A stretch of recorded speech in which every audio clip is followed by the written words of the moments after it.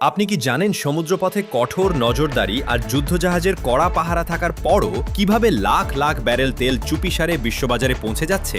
এমন এক কৌশল সামনে এনেছে ইরান, যা শুধু আমেরিকার পরিকল্পনাকেই প্রশ্নবিদ্ধ করেনি, বরং পুরো বিশ্ব রাজনীতিতে নতুন সমীকরণ তৈরি করছে। আজকের এই প্রতিবেদনে আমরা জানব কিভাবে নৌ অবরোধ ভেঙে স্থলপথে তৈরি হয়েছে নতুন তেল সাম্রাজ্য, আর কেন এই ঘটনা বিশ্ব শক্তিগুলোর জন্য বড় ধরনের সতর্কবার্তা। আপনারা দেখছেন বিডি নিউজ রাডার। শুরুতেই বলি হরমুজ প্রণালী, বিশ্বের অন্যতম গুরুত্বপূর্ণ জ্বালানি করিডর। এখানে কড়া নজরদারি বসিয়ে মার্কিন নৌবাহিনী চেয়েছিল ইরানের তেল রপ্তানি পুরোপুরি থামিয়ে দিতে। প্রেসিডেন্ট ডোনাল্ড ট্রাম্পের সেই পরিকল্পনা ছিল স্পষ্ট, অর্থনৈতিক চাপ দিয়ে তেহরানকে কোণঠাসা করা। কিন্তু বাস্তবতা এখন ভিন্ন গল্প বলছে। সমুদ্রপথে বাধা পেলেও ইরান থেমে থাকেনি, বরং তারা বেছে নিয়েছে বিকল্প রাস্তা।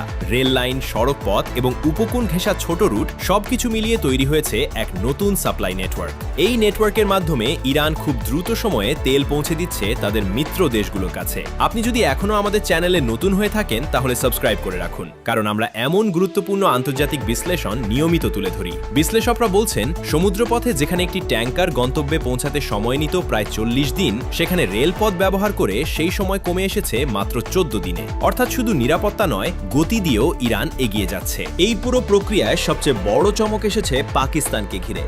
আন্তর্জাতিক চাপ উপেক্ষা করে ইসলামাবাদ তাদের স্থলপথ খুলে দিয়েছে ইরানের জন্য। ফলে তেহরান এখন খুব সহজেই পাকিস্তান হয়ে চীনের দিকে তেল পাঠাতে পারছে। এখানে একটা বিষয় ভাবার মতো, যদি এই রুট পুরোপুরি কার্যকর হয়ে যায়, তাহলে কি ভবিষ্যতে সমুদ্রপথের গুরুত্ব কমে যাবে? আপনার কি মনে হয়, স্থলপথ কি সত্যি সমুদ্রপথের বিকল্প হতে পারে? কমেন্টে আপনার মতামত জানাতে পারেন। ইরানের এই কৌশল শুধু অর্থনৈতিক নয়, এটি একটি রাজনৈতিক বার্তাও। তারা দেখাতে চাইছে শুধু সামরিক শক্তি দিয়ে কোনো দেশকে নিয়ন্ত্রণ করা সম্ভব নয়। গোয়েন্দা সূত্র বলছে, অন্তত 34টি তেলের ট্যাঙ্কার ইতোমধ্যেই মার্কিন নজরদারি এড়িয়ে গেছে। যদিও এই তথ্যের সবটাই যাচাই করা কঠিন, তবে আন্তর্জাতিক বিশ্লেষকদের মতে ঘটনাটি পুরোপুরি অস্বীকার করার সুযোগও নেই। আন্তর্জাতিক আইনের একটি গুরুত্বপূর্ণ দিক এখানে বড় ভূমিকা রাখছে। প্রতিটি দেশের উপকূল থেকে 12 নটিক্যাল মাইল পর্যন্ত এলাকা তাদের নিজস্ব জলসীমা। এই সীমার মধ্যে বাইরের কোনো শক্তির হস্তক্ষেপ করা আইনগতভাবে জটিল। ইরান ঠিক এই জায়গাটিকেই কাজে লাগাচ্ছে। উপকূল ঘেঁষা রুট ব্যবহার করে তারা নজরদারির বাইরে থেকে যাচ্ছে অনেকটাই। আপনি যদি এই ধরনের গভীর বিশ্লেষণ পছন্দ করেন, তাহলে ভিডিওটি লাইক দিয়ে আমাদের জানাতে পারেন। এখন প্রশ্ন হচ্ছে, এই পরিস্থিতিতে মার্কিন নৌ অবরোধ কতটা কার্যকর? যুদ্ধজাহাজ, নজরদারি ড্রোন সবকিছু থাকা সত্ত্বেও যদি তেল রপ্তানি বন্ধ করা না যায়, তাহলে এই কৌশলের ভবিষ্যৎ কি? বিশ্লেষকদের মতে এই অবরোধ এখন অনেকটাই প্রতীকী হয়ে দাঁড়িয়েছে। বাস্তবিক প্রভাব কমে গেছে আগের তুলনায়। অন্যদিকে ইরান তাদের বিকল্প নেটওয়ার্ক আরও শক্তিশালী করছে। নতুন রেল লাইন, নতুন ট্রানজিট রুট সব মিলিয়ে তারা দীর্ঘমেয়াদী পরিকল্পনা নিয়ে এগোচ্ছে। এখানে আরেকটি বড় বিষয় হলো চীন। বিশ্বের অন্যতম বড় জ্বালানি ভোক্তা দেশ হিসেবে চীনের সাথে এই রুট সংযোগ ইরানের জন্য অত্যন্ত গুরুত্বপূর্ণ। আপনার কি মনে হয়, চীন কি এই পুরো প্রক্রিয়ার পেছনে বড় ভূমিকা রাখছে? নিচে আপনার মতামত লিখে জানান। ইরান পাকিস্তান সম্পর্কের উন্নতিও এই সমীকরণে বড় ফ্যাক্টর। অর্থনৈতিক লাভের কারণে পাকিস্তানও এই বাণিজ্য থেকে সুবিধা পাচ্ছে। ফলে শুধু ইরান নয়, এই রুটে যুক্ত অন্যান্য দেশগুলোর অর্থনীতিতেও গতি আসছে।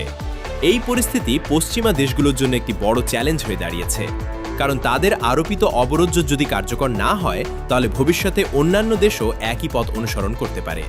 একটু চিন্তা করে দেখুন, যদি একের পর এক দেশ বিকল্প রুট তৈরি করে ফেলে, তাহলে আন্তর্জাতিক অবরোধ নীতি ভবিষ্যৎ কি হবে? ভিডিওটি যদি এখান পর্যন্ত দেখে থাকেন, তাহলে অবশ্যই শেয়ার করুন, যাতে আরও মানুষ এই গুরুত্বপূর্ণ তথ্য জানতে পারে। বর্তমান বিশ্বে অর্থনীতি, রাজনীতি এবং সামরিক শক্তি সবকিছুই একে অপরের সাথে জড়িত। ইরানের এই পদক্ষেপ দেখিয়ে দিচ্ছে কৌশলগত বুদ্ধিমত্তা অনেক সময় সরাসরি শক্তির চেয়েও বেশি কার্যকর হতে পারে। বিশেষজ্ঞদের মতে এই ঘটনা শুধু মধ্যপ্রাচ্য নয়, পুরো বিশ্বের জ্বালানি বাজারে প্রভাব ফেলতে পারে। এখন সবচেয়ে বড় প্রশ্ন, প্রেসিডেন্ট ট্রাম্প কি তার নৌ অবরোধ চালিয়ে যাবেন, নাকি নতুন কোনো কৌশল গ্রহণ করবেন? এই উত্তর এখনো স্পষ্ট নয়। তবে একটি বিষয় পরিষ্কার, ইরান থেমে নেই। তারা নতুন পথ খুঁজে নিয়েছে এবং সেই পথ দিয়েই এগিয়ে যাচ্ছে। সব মিলিয়ে বলা যায়, নৌ অবরোধের মধ্যেও ইরানের বিকল্প তেল রপ্তানি কৌশল বিশ্ব রাজনীতিতে নতুন দিক নির্দেশ করছে। এটি শুধু একটি দেশের গল্প নয়, বরং একটি বড় পরিবর্তনের সূচনা হতে পারে। আপনারা দেখছিলেন বিডি নিউজ রাডার। এমন আরও আপডেট পেতে আমাদের সাথেই থাকুন। বর্তমান বিশ্বে অর্থনীতি, রাজনীতি এবং সামরিক শক্তি সবকিছুই একে অপরের সাথে জড়িত। ইরানের এই পদক্ষেপ দেখিয়ে দিচ্ছে কৌশলগত বুদ্ধিমত্তা অনেক সময় সরাসরি শক্তির চেয়েও বেশি কার্যকর হতে পারে। বিশেষজ্ঞদের মতে এই ঘটনা শুধু মধ্যপ্রাচ্য নয়, পুরো বিশ্বের জ্বালানি বাজারে প্রভাব ফেলতে পারে। এখন সবচেয়ে বড় প্রশ্ন, প্রেসিডেন্ট ট্রাম্প কি তার নো অবরোধ চালিয়ে যাবেন নাকি নতুন কোনো কৌশল গ্রহণ করবেন? এই উত্তর এখনো স্পষ্ট নয়। তবে একটি বিষয় পরিষ্কার, ইরান থেমে নেই। তারা নতুন পথ খুঁজে নিয়েছে এবং সেই পথ দিয়েই এগিয়ে যাচ্ছে। সব মিলিয়ে বলা যায়, নো অবরোধের মধ্যেও ইরানের বিকল্প তেল রপ্তানি কৌশল বিশ্ব রাজনীতিতে নতুন দিক নির্দেশ করছে। এটি শুধু একটি দেশের গল্প নয়, বরং একটি বড় পরিবর্তনের সূচনা হতে পারে। আপনারা দেখছিলেন বিডি নিউজ রাডার। এমন আরও আপডেট পেতে আমাদের সাথেই থাকুন।